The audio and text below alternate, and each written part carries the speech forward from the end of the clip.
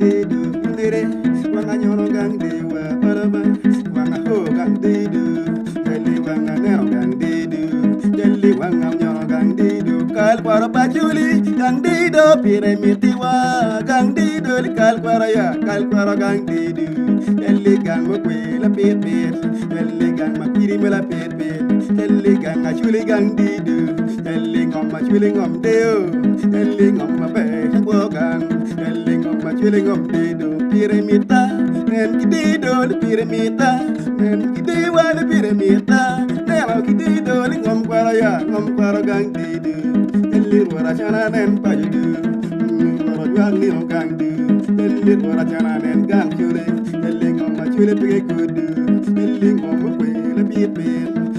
ngom ma kwe la pit pit jali ngom ma be la pit pit jali ngom ma juli pige kudu pire mita jali pire miria ya wiyo yo pire mitwa jali pire mirio kidi yo jali ngom ma be kidi do ni woro yo ni ro pa jodua jali wolo gai li ro gang yo woro chan ni ro pa jodu jali ngom ma juli pige kudu jali ngom karo pige kudu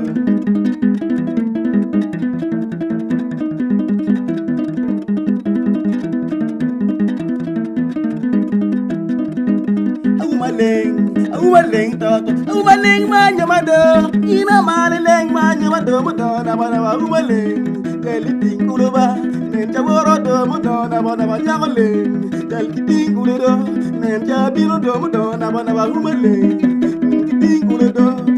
kalibodo, henene la ka woroja, kaliting la punyo ka worodo, na kamara do ka worodo, kaliting wanga yomo ya chuli wo. Ya chule ye, ele wanga nyume ka chule wo, wanga nyume ya chule do pire meta, ani pire meta, ani pire meta, ani pire meta, ani tingulo do, ele tingulo ye, gadiro yo, ele nyaka maraja woro do, nakina maja biro do.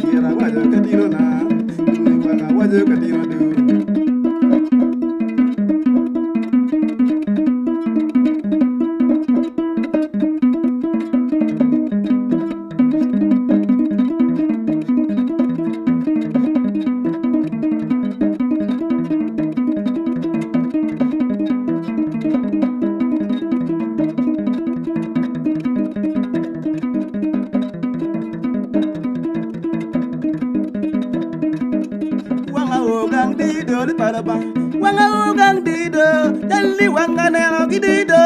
jali wanga nyolo gidio, piluba wanga nero gidido, lingom gora yo, wanga otua lingom gora wa, wanga nero do lingom gang yo,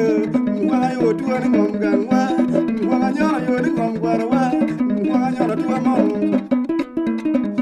Pilu nere anale gidido,